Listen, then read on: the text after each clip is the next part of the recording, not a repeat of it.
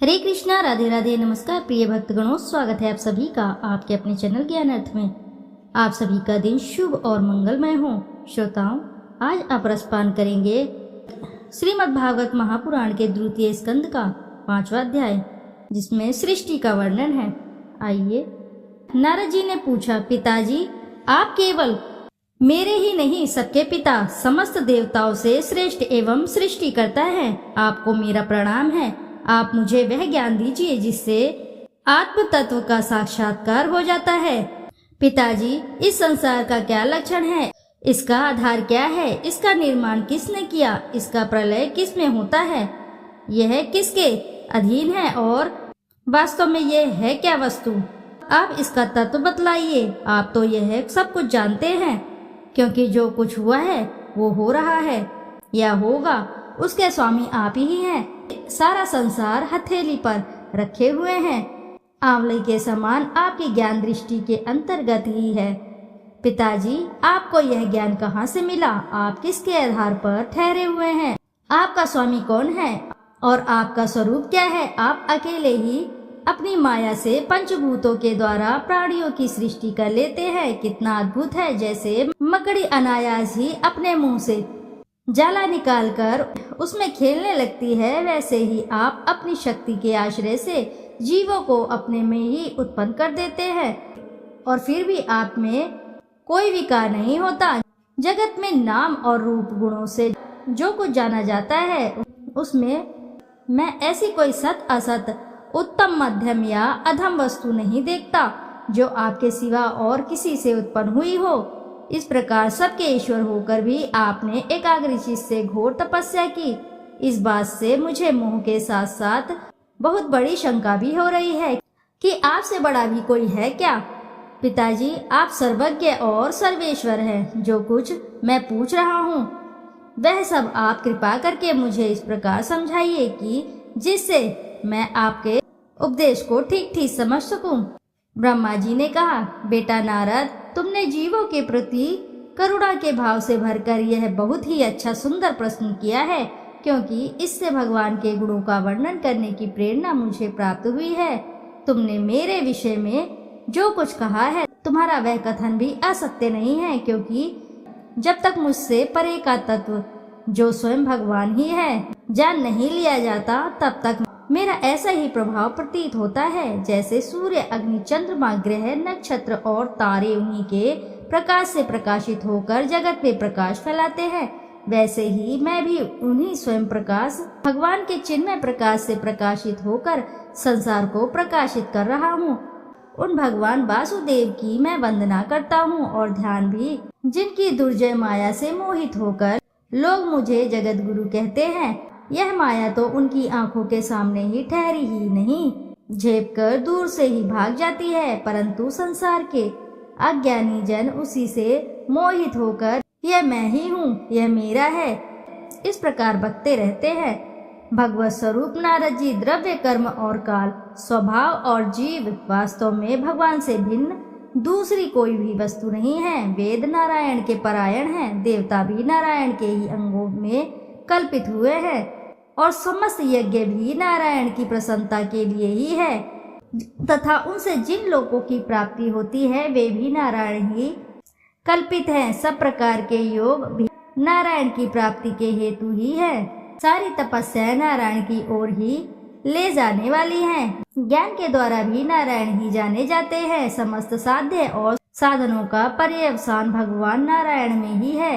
वे दृष्टा होने पर भी ईश्वर है, स्वामी है, निर्विकार होने पर भी सर्वस्वरूप है। उन्होंने ही मुझे बनाया है और उनकी दृष्टि से ही प्रेरित होकर मैं उनके इच्छानुसार सृष्टि रचना करता हूँ।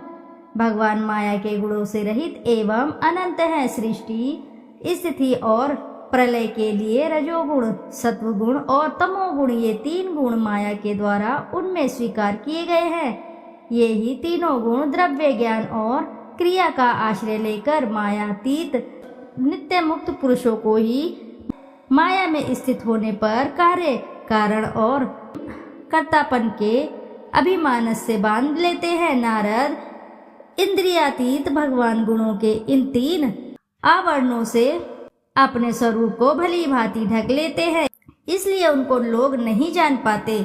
सारे संसार के और मेरे भी एकमात्र स्वामी वे ही है। मायापति भगवान ने एक से बहुत होने की इच्छा होने पर अपनी माया से अपने स्वरूप में स्वयं प्राप्त काल, कर्म और स्वभाव को स्वीकार कर लिया। भगवान की शक्ति से ही काल ने तीनों गुणों में क्षोभ उत्पन्न कर दिया, स्वभाव ने उन्हें रूपांतरित कर दिया और कर्म ने महतत्व को जन्म दिया। रजोगुण और सतुगुण की वृद्धि होने पर महतत्व का जो विकार हुआ, उससे ज्ञान, क्रिया और द्रव्य रूप तमा प्रधान विकार हुआ, वह अहंकार कहलाया और विकार को प्राप्त होकर 3 प्रकार का हो गया। उसके भेद है वैकारिक तेजस और तामस। नारद जी वे क्रमशः ज्ञान शक्ति, क्रिया शक्ति और द्रव्य शक्ति प्रधान है। जब पंच महाभूतों के कारण रूप तामस अहंकार में विकार हुआ, तब उससे आकाश की उत्पत्ति हुई।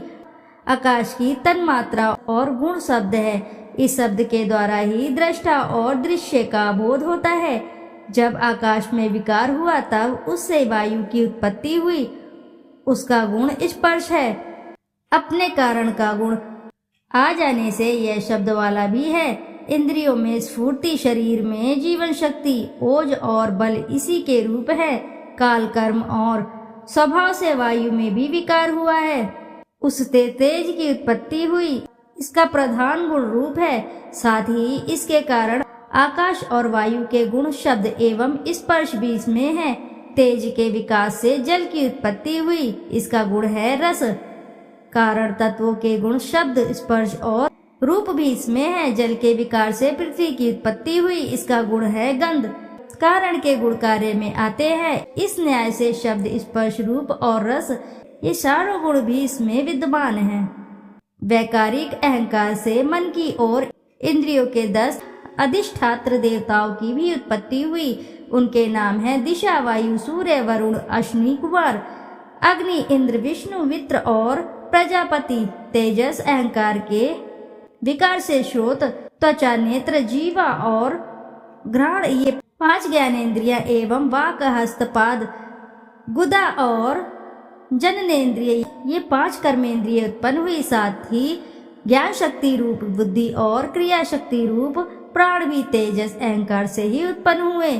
श्रेष्ठ ब्रह्म जिस समय ये पंचभूत, इंद्रिय, मन और सत्व आदि तीनों गुण परस्पर संगठित नहीं थे, तब अपने रहने के लिए लोगों के साधन रूप शरीर की रचना नहीं कर सके।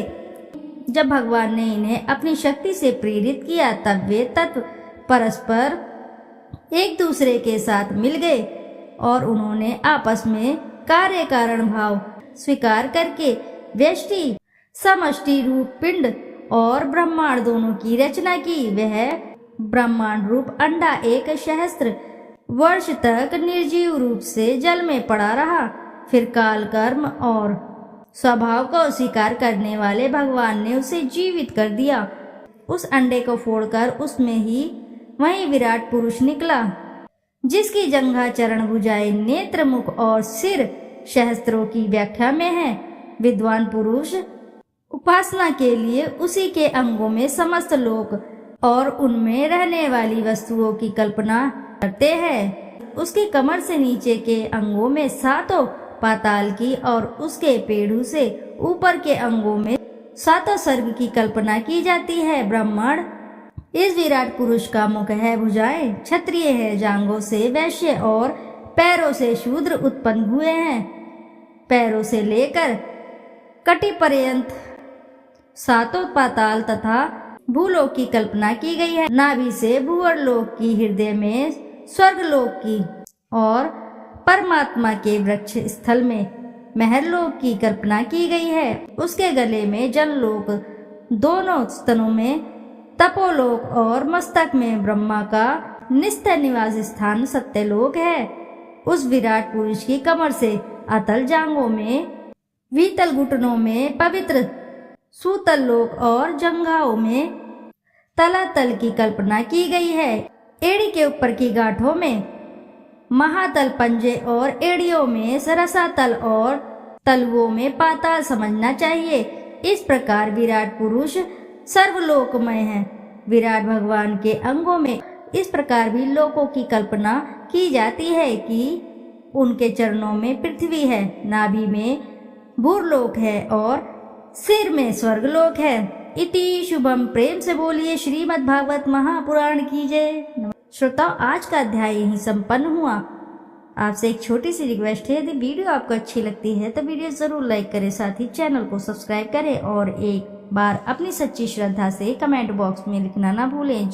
जय श्री हरि विष्णु। फिर मिलते हैं आपसे अगले अध्याय में। जब तक के लिए नमस्कार श्रोताओं।